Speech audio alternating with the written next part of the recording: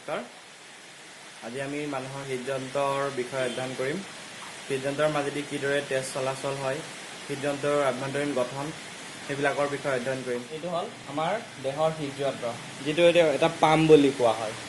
যিদৰে পাম্পে পানী উঠোৱা নমোৱা বেলেগ জেগালৈ অনা নিয়া কৰাত সহায় কৰে, ঠিক তেনেকৈ আমাৰ দেহৰ তেজ চলাচল কৰাত এই হৃদযন্ত্ৰটোৰ মুখ্য ভূমিকা থাকে। গঠন হিচাপত হৃদযন্ত্ৰৰ মুখ্য ভাগ দুটা হয়, অলিন্দ্ৰ আৰু নিলয়। যদি আমি সোঁফালে বাওঁফালে তেনেকৈ ভাগ কৰোঁ, ঠিক তেনেকৈ আমি পাম বাওঁ অলিন্দ্ৰ, বাওঁ নিলয়, সোঁ অলিন্দ্ৰ, সোঁ নিলয় হিচাপে আমি চাৰিটা ভাগত ভাগ কৰিব পাৰোঁ। মানুহৰ দেহত থকা হৃদযন্ত্ৰটোৰ মুঠতে চাৰিটা কোঠালীযুক্ত হয়। চাৰিটা কোঠালীযুক্ত হোৱাৰ কাৰণ আমি এতিয়া পাম। তো প্ৰথমে কিদৰে ইয়াত তেজ চলাচল কৰে তাৰ বিষয়ে আমি অধ্যয়ন কৰোঁ। হাওঁফাওৰ পৰা অক্সিজেনযুক্ত তেজ ফ্লোমৰ হীৰাইদি আহি বাওঁ অলিন্দ্ৰত প্ৰৱেশ কৰিব। বাওঁ অলিন্দ্ৰৰ বেৰখন পাতল হোৱাৰ কাৰণে শিথিল হৈ যায়, ডাঙৰ হৈ যায়, তাতে অক্সিজেনযুক্ত তেজ প্ৰৱেশ কৰিব।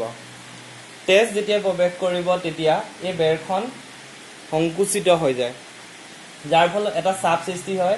এই চাপৰ ফলত তলেদি থকা এই সৰু পথটো, এটা চাপৰ ফলত খোল খাই যোৱা এটা পথ আছে, যাৰ সহায়ত বাওঁ নিলয়ত তেজ প্ৰৱেশ কৰে। বাওঁ নিলয়ৰ পৰা তেজ পুনৰ এই পথেদি ঘূৰি যাব নোৱাৰে, কাৰণ ইয়াত এখন ভাল্ভ বা কপাট থাকে। আৰু যেতিয়াই মধ্যস্থতাৰ চাপৰ ফলত, আমাৰ দেহত থকা মধ্যস্থতাৰ চাপৰ ফলত তেজ ইয়াৰ পৰা এই পথেদি গৈ মহাধমনীয়েদি যাব আৰু দেহৰ বিভিন্ন অংশত য'ত য'ত প্ৰয়োজন হয় তেজৰ কোষবিলাকত, মানে অক্সিজেনযুক্ত তেজ প্ৰয়োজন হয়, তালৈ প্ৰৱেশ কৰিব। ঠিক একেদৰে একে সময়তে দেহৰ বিভিন্ন অংশৰ পৰা অক্সিজেনবিহীন অৰ্থাৎ কাৰ্বন ডাই অক্সাইডযুক্ত তেজ নিম্ন মহাশিৰা আৰু ঊৰ্ধ্ব মহাশিৰাইদি আহি সোঁ অলিন্দ্ৰত প্ৰৱেশ কৰিব। সোঁ অলিন্দ্ৰৰ বেৰখনো প্ৰথম অৱস্থাত শিথিল হ'ব, তেজ প্ৰৱেশ কৰাৰ লগে লগে চাপযুক্ত হৈ যাব। সেইবাবে তেজ সোঁ নিলয়ত প্ৰৱেশ কৰে। মধ্যস্থতাৰ চাপৰ ফলত সোঁ নিলয়ৰ পৰাও তেজ এই সৰু পথেদি গৈ ক্লোমধমনীয়েদি যাব আৰু ইয়াতে আমাৰ হাওঁফাও আছে, সেই হাওঁফাওত অক্সিজেনযুক্ত হ'ব।